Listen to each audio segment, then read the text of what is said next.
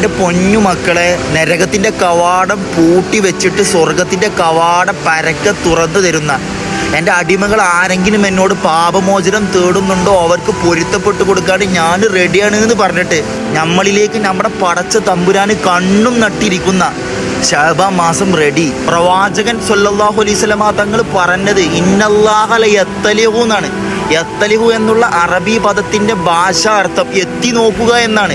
അതായത് പടച്ച തമ്പുരാന് എൻ്റെ അടിമകളിൽ ആരെങ്കിലും എന്നോട് ഈ മാസം പാപമോചനം തേടുന്നുണ്ടോ അവന് പൊരുത്തപ്പെട്ട് കൊടുക്കാൻ ഞാൻ റെഡിയാണ് എന്ന് പറഞ്ഞിട്ട് നോക്കി നിൽക്കുന്ന ശഅബാൻ മാസം നമ്മളെ മുമ്പിൽ വന്ന് നിന്നിട്ടും മക്കളെ അത് ഉപയോഗപ്പെടുത്തിയില്ലെങ്കിൽ പക്ക സീറോ ആയിരിക്കട്ടോ. ഈ ശഅബാൻ പോട്ടെ, അടുത്ത ശഅബാനിൽ നോക്കാന്ന് പറയണവരോട് കഴിഞ്ഞ ശഅബാനിൽ ജീവിച്ചിരുന്നവരൊക്കെ നമ്മളെ കൂടെ ഉണ്ടോയെന്നും ചിന്തിച്ച് നോക്കിയാൽ മതി.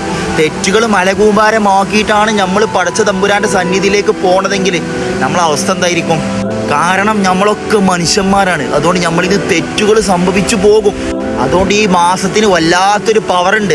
റമദാൻ മാസം കഴിഞ്ഞാൽ റമദാനായിട്ട് മാറ്റി വെച്ചാൽ പ്രവാചകൻ സല്ലല്ലാഹു അലൈഹി വസല്ലമ തങ്ങൾ മാസങ്ങളിൽ ഏറ്റവും കൂടുതൽ നോമ്പനുഷ്ഠിച്ച മാസം ഈ ശഅബാൻ മാസമാണ്. വിട്ട് കളയല്ലേ മക്കളെ. കിട്ടിയ അവസരം എത്രത്തോളം മുതലാക്കാൻ പറ്റുമോ അത്രത്തോളം മുതലാക്കിക്കോളി.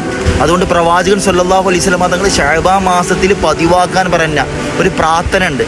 റബ്ബന ആതിന മിൻ ലദുൻക റഹ്മതൻ വഹയ്യിഅ ലനാ മിൻ അംരിനാ റശദ എന്ന് തുടങ്ങുന്ന ഈ താഴെ കാണുന്ന പ്രാർത്ഥന എല്ലാവരും പതിവാക്കാൻ ശ്രമിക്കുക. ഭയങ്കര പവർഫുള്ളാണ്. അതുപോലെ നിങ്ങൾ നന്മ ആഗ്രഹിക്കുന്ന ഷെയർ ചെയ്ത പതിവാക്കുന്ന ഉറപ്പുള്ളവരിലേക്കും ഷെയർ ചെയ്ത് കൊടുത്തോണി. കാരണം ഓല് പതിവാക്കിയാൽ അതിൻ്റെ ഒരു മിസിൽ സവാബ് സെയിം കൂലി നിങ്ങൾക്കും കിട്ടും ഇൻഷാ അല്ലാഹ്.